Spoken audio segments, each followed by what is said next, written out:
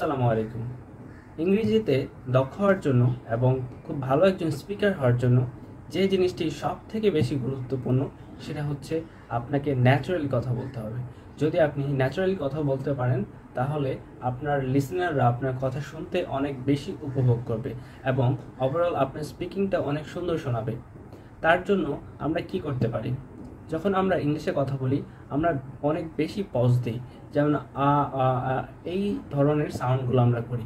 আমরা এই সাউন্ডগুলো কেন করি? আমরা সেই পার্টিকুলার সময়গুলোতে হয়তোবা ভোকেব খুঁজে পাই না, হয়তোবা ইনফরমেশন খুঁজে পাই না কি বলবো, তাই আমরা এই ধরনের যেটা অটোমেটিক চলে আসে আমাদের মধ্য থেকে এই ধরনের সাউন্ড করি।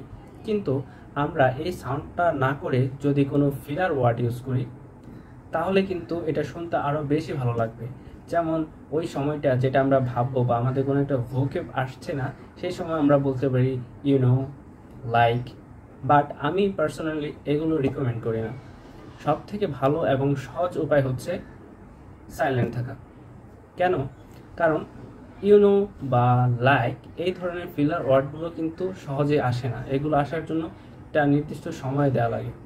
তো আমার মতে সব থেকে কার্যকর যে পদ্ধতিটা সেটা হচ্ছে এই পার্টিকুলার সময়তে সাইলেন্ট থাকবেন। যেমন আপনি যখন একটা ইংলিশে কথা বলবেন, hello my name's Rakib Hasan, I live in, এগুলো না বলে okay my name's Rakib Hasan, I live in Dhaka city and Dhaka city is the capital of Bangladesh.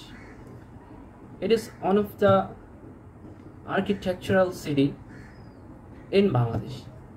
Look, it sounds more naturally when you're speaking and taking some pauses.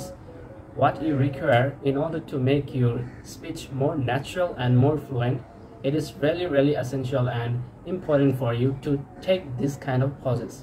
এই পজগুলো যদি আপনি নিতে পারেন, instead of saying sound or you know or like, এটা সব থেকে বেশি effective, এটা সব থেকে বেশি ন্যাচারাল শোনায়।